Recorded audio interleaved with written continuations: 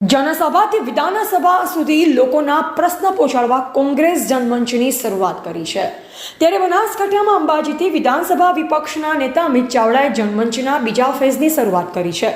ત્યારે આજે ધાનેરા ખાતે અમિત ચાવડાએ ધાનેરા તાલુકાના પ્રાણ પ્રશ્ન સાંભળ્યા અને વિધાનસભામાં પ્રશ્નને ઉપાડવાની લોકોને ખાતરી આપી હતી।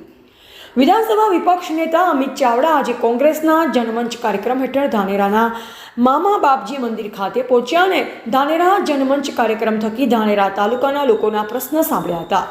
કાર્યક્રમમાં લોકોએ સિંચાઈના પાણી, પીવાના પાણીની સમસ્યા, ગંદકી, આરોગ્ય, તલાટીઓની ગેરહાજરી, અધિકારીઓના વર્તન આ તમામ બાબતો પ્રશ્નોની જડી વરસાવી અને જનમંચ કાર્યક્રમમાં પોતાના પ્રશ્ન રજૂ કર્યા હતા। જોકે વિદ્યાર્થીઓની સ્પર્ધાત્મક પરીક્ષા, ખેડૂતોને સિંચાઈના પ્રશ્ન, સિવિલ હોસ્પિટલ, આરોગ્યના અને ગંદકીના પ્રશ્ન, એસટી ડેપોના પ્રશ્નને લઈ વિપક્ષના નેતા અમિત ચાવડાએ વિધાનસભામાં પ્રશ્નને ઉપાડવાની ખાતરી આપી। ત્યારે વહેલીમાં વહેલી તકે વિધાનસભામાં પ્રશ્ન ઉપાડી જે તે લગતા વળગતા વિભાગને પણ રજૂઆત કરી અને ધાનેરા તાલુકાના પ્રશ્ન સત્વરે હલ થાય તેવા પ્રયાસ કરવાની અમિત ચાવડાએ ધાનેરા લોકોને ખાતરી આપી હતી। મહત્વની વાત એ છે કે કોંગ્રેસના જનમંચ કાર્યક્રમ હેઠળ લોકો પોતપોતાના અલગ અલગ પ્રશ્ન લઈ પહોંચતા હોય છે। ત્યારે ધાનેરા ખાતેના જનમંચ કાર્યક્રમમાં એક યુવકે ધાનેરા વિસ્તારના તલાટીઓ સામે નિશાન સાધ્યું અને તલાટીઓ કાગળ પર સહી કરવાના 500 થી 1000 રૂપિયા લેતા હોવાના ખુલ્લા સ્ટેજ પરથી આક્ષેપ કર્યા હતા।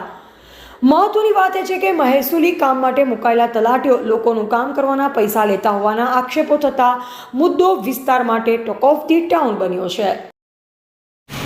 નવનિયુક્ત પદાધિકારીઓના પદગ્રહણ કાર્યક્રમમાં જેમણે ખૂબ સુંદર રીતે તમામ પદાધિકારીઓને વિધિવત રીતે ઇન્સ્ટોલેશન અને આખી પ્રોસિજર કરાવી એવા આદરણીય રસિકભાઈ, અમારા જિલ્લા કોંગ્રેસ સમિતિના પ્રમુખ જય ટાટ હાયર સેકન્ડરી, ટાટ સેકન્ડરીનું આજ સુધી 70-30 મેરિટ ગણવામાં આવતું હતું।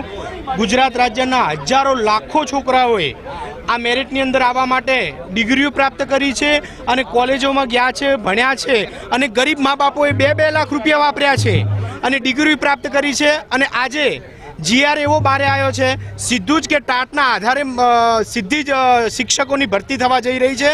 તો જે ડિગ્રીઓ પ્રાપ્ત કરી છે એ લોકો સામે મોટો અન્યાય થઈ જઈ રહ્યો છે। તો દરેકને નમ્ર વિનંતી કે અમારો સાથ આપો અને 70-30નો રેશિયો જળવાઈ રહે અને ભરતી થાય। જય હિન્દ, જય ભારત। આજે જનમંચમાં રજૂઆત કરી છે, ઉકેલ આવશે ખરી? મને વિશ્વાસ છે 100% આનો ઉકેલ આવશે જ, 100% આવશે। અમે જયદેવભાઈ જોશી, અમિતભાઈ ચાવડા સાહેબ 100% આનો ઉકેલ આવશે, 100%। જય ભાઈ, સિંચાઈનો પ્રશ્ન જનમંચમાં પૂછવામાં આવ્યો છે, શું પ્રશ્ન હતો અને શું જવાબ મળ્યો? ધાનેરામાં 2 ડેમ આવેલા છે, દાંતીવાડા અને સીપુ ડેમ, છતાં એ પાણી ધાનેરા ન મળવાને કારણે ધાનેરાના ભૂગર્ભ તળ ઊંડા જતા રહ્યા। હાલમાં ધાનેરા પાણી વિહોણો તાલુકો બની ગયો છે। ખેડૂતો અહીંયા ખેતી અને પશુ આધારિત વ્યવસાય કરે છે, જ્યારે પાણી એ બંને વ્યવસાયમાં ખૂબ જરૂરી છે। પાણી ન હોય એટલે અહીંના ખેડૂતોએ પોતાને ઇજ્જત કરવાનો સમય આવી ગયો છે।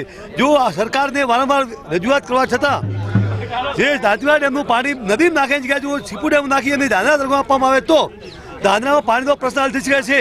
બીજું, જે બોર ફેલ થયા છે એમાં સરકાર ગ્રાન્ટ આવી રિચાર્જ માટે સ્કીમ બહાર પાડે તો વરસાદી પાણી છે રિચાર્જ કરીને જમીન ઉતારવામાં આવે તો એક ઓક્સિજન રૂપે પાણી મળે અને આ ધાનેરાને કંઈક અંશે ફાયદો થાય એવી અમારી માગણી છે। શું લાગે છે આજે જનમંચમાં રજૂઆત કરી છે, આપના પ્રશ્નોનો હલ થશે ખરી?